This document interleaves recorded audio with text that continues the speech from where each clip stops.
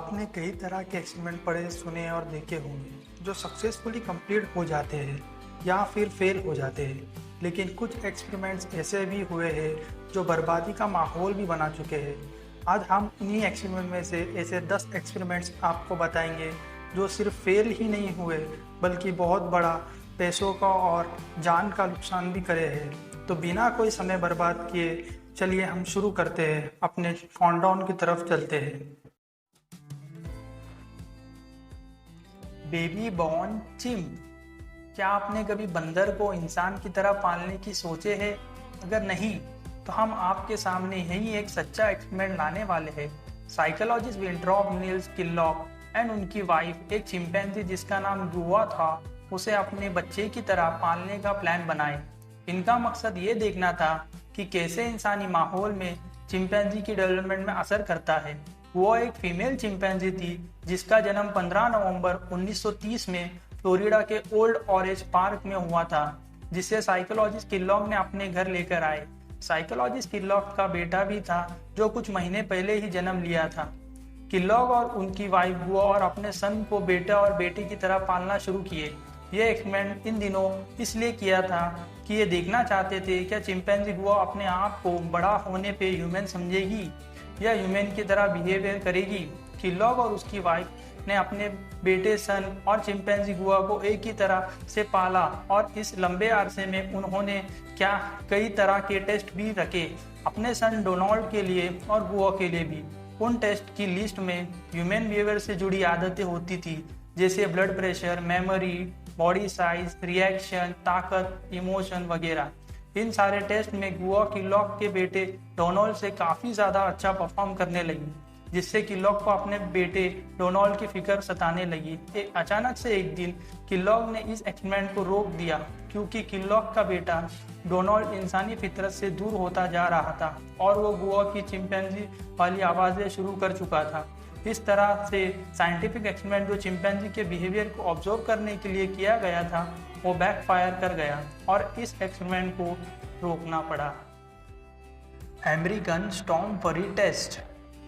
मौसम खराब हो सकता है, लेकिन हमेशा मौसम ही सिर्फ इसका जिम्मेदार नहीं होता, बल्कि कुछ वैज्ञानिक भी हुआ करते हैं जैसे मौसम के साथ एक्सपेरिमेंट करने के चक्कर में उसे घातक बना देते हैं। स्टॉर्म फ्यूरी भी एक ऐसा ही एक्सपेरिमेंट है जो यूनाइटेड स्टेट्स ऑफ अमेरिका द्वारा हुआ था, जो ये सोचकर किया गया था कि समंदरी तूफान को रोकने के लिए आइस क्रिस्टल काफ़ी मददगार हो सकते हैं जो समंदर में मौजूद होते हैं। और ये एक्सपेरिमेंट बहुत बड़ी गलत साबित हुई, जिसकी वजह से कई लोगों की जानें चली गई।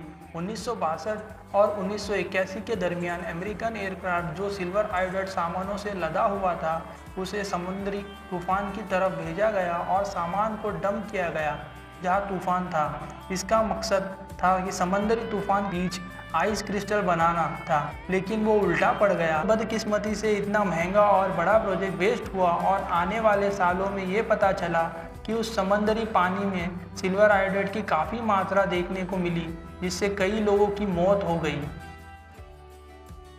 Washington radiation scandal. जब बात भयानक एक्सपेरिमेंट्स की आती है तो उसमें कैदियों के बिना लिस्ट पूरी करना बहुत मुश्किल है, क्योंकि ज़्यादातर साइंटिफिक एक्सपेरिमेंट जो किए गए थे वो जेल में बंद कैदियों पे ही किए जाते थे। क्या आप एक रेडिएशन एक्सपेरिमेंट को खुद पे करवाने के लिए कभी राजी होंगे? भले ही आपको लाखों रुपए दिए जाए। ऐसे ही एक रेडिएशन से जुड़ा एक्सपेरिमेंट ओरेगॉन जेल और वॉशिंगटन यूनिवर्सिटी का है, जो 1963 से 1973 तक हुआ था। ओरेगॉन जेल के 130 कैदियों ने वॉशिंगटन यूनिवर्सिटी को खुद पे रेडिएशन एक्सपेरिमेंट करने दिए, जो कि एक कैश डील थी, जिसके बदले में उन कैदियों को पैसे मिले थे।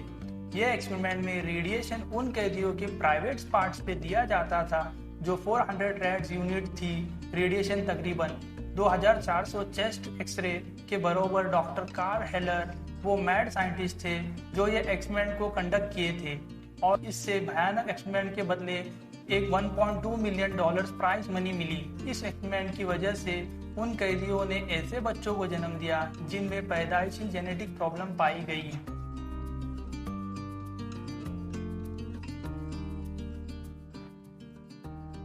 Ebola experiment. इबोला वायरस दुनिया में सबसे खतरनाक वायरस में से एक वायरस है। हो सकता है कई लोग इस वायरस के नाम से ही काफी डर जाए। दुनिया में हर वायरस के ट्रीटमेंट को पता करने के लिए उस पे कई रिसर्च की जाती है। उस वायरस को लेबोरेटरी में लेकर जो काफी प्रोटेक्टेड तरीके से रखा जाता है, लेकिन फिर भी कभी ना कभी कुछ ऐसा हो ही जाता है जो काफी भयानक हो सकता है। ऐसा ही वाकया साइबेरिया में रशियन फीमेल रिसर्चर के साथ हुआ। वेक्टर लाइब्रेरी में इबोला वायरस की बायोलॉजी को इन्वेस्टिगेट करते समय फीमेल रिसर्चर ने गलती से वो नीडल चुबो ली जिसमें इबोला वायरस के कण थे, जिससे रिसर्चर की 14 दिनों में मौत हो गई। इबोला वायरस इतना खतरनाक है जिसका डेथ रेशियो 50% से भी ज्यादा है। अगर आसान भाषा में कहे तो हर 100 इबोला इन्फेक्टेड में से 50 लोग मौत का शिकार हो जाते हैं। New York state school hepatitis test. Willowbrook state school वो जगह है जहां मेंटल हैंडीकैप बच्चों को रखा और पढ़ाया जाता है। यह स्कूल न्यूयॉर्क स्टेट अथॉरिटी के जरिए चलती है। इस स्कूल में डॉक्टर सॉल क्रूगमैन ने एक अनएथिकल और काफी डिस्टर्बिंग एक्सपेरिमेंट कंडक्ट किया था। डॉक्टर सॉल क्रूगमैन ने जानबूझकर अपने एक्सपेरिमेंट के लिए दिमाग से कमजोर बच्चों को हेपेटाइटिस से इन्फेक्ट किया, फिर उन बच्चों के अंदर इन्फेक्शन के प्रोग्रेस को मॉनिटर करता रहा। यह एक्सपेरिमेंट 1956 में डॉक्टर द्वारा शुरू किया गया और 14 साल तक कंटिन्यू चलता रहा। जी आपने बिल्कुल सही सुना, 14 साल तक कंटिन्यू चलता रहा यह एक्सपेरिमेंट बच्चों पे। और पकड़े जाने पे रिसर्चर ने झूठ बोलना शुरू किया कि ये इंजेक्शन बच्चों के हेपेटाइटिस से फाइट करने के लिए इस्तेमाल किया गया था। और ये भी कहा जाता है कि बच्चों के पेरेंट्स को ये बातें पता थी इन एक्सपेरिमेंट के बारे में, और वो बहुत ज़्यादा भारी जाने वाले एंट्रेंस एग्जाम के बदले अपने बच्चों पे एक्सपेरिमेंट करने की इजाज़त दिए थे। Australian chemical testing during world war II। World war II के दरमियान ऑस्ट्रेलिया ने अपनी बहुत सारी टेस्टिंग की जो उससे केमिकल वेपन बनाने के लिए करनी थी। 1942 में ऑस्ट्रेलिया ने United states and United kingdom के साथ कई जॉइंट रिसर्च किए केमिकल वेपन्स के लिए। जापान ने उस समय चाइना के खिलाफ केमिकल वेपन का इस्तेमाल किया था और यही इस्तेमाल वो ऑस्ट्रेलिया के खिलाफ ना कर दे, यही डर से ऑस्ट्रेलिया ने केमिकल वेपन्स रिसर्च में काफी तेजी से काम शुरू किया। ऑस्ट्रेलिया ने मस्टर्ड गैस के नुकसान और डेंजर इफेक्ट्स को बिना सोचे समझे उस पर वर्क करना शुरू किया और 3 साल के अंदर ही कई तरह के टेस्ट किए, जिसमें ऑस्ट्रेलियन आर्म फोर्स के ही वॉलंटियर्स थे जिन्हें मस्टर्ड गैस के बारे में कुछ नहीं पता था, और फिर वो काफी भयानक रूप से घायल हुए और जान के भी लाले पड़ गए। Edison kills an elephant. Edison अपने 2 साइंटिस्ट दोस्तों के साथ लड़ रहे थे कि कौन सी टाइप की करंट अच्छी होती है। एडिसन का कहना था कि डायरेक्ट करंट अच्छी है और टेस्ला और वेस्टिंगहाउस का मानना था कि अल्टरनेट करंट अच्छी है। टेस्ला ने बताया कि अल्टरनेट करंट की प्रॉब्लम सही हो जाती है, डायरेक्ट करंट की सही नहीं हो पाती। यहाँ पर अब भी ऐसा टाइम आ गया था कि एडिसन ने उन दोनों साइंटिस्ट को कहा कि इसे आप सही करके बताओ और आपको इनाम में लाखों रुपए मिलेंगे। एडिसन ने रुपए देने से मना कर दिया और इसे कैंसिल कर दिया। इसकी वजह से उनमें आपस में ही लड़ाई शुरू हो गई।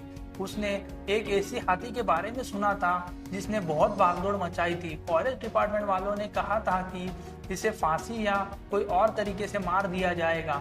एडिसन बताना चाहते थे कि अल्टरनेट करंट अच्छा है। उन्हें एक आइडिया आया कि उन्होंने हाथी को 6600 वोल्ट का अल्टरनेट करंट दिया, जिससे हाथी सेकंड्स में ही मर गया।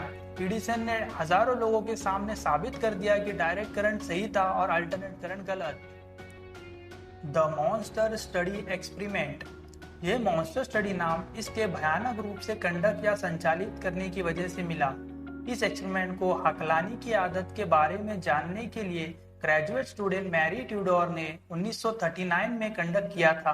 मॉन्स्टर स्टडी एक्सपेरिमेंट को 22 अनाथ बच्चों पे परफॉर्म किया गया था जो वेंडल जॉनसन की निगरानी में यूनिवर्सिटी ऑफ लॉ में थे, जिनसे कई तरह की स्पीच थेरेपी दी जाती थी।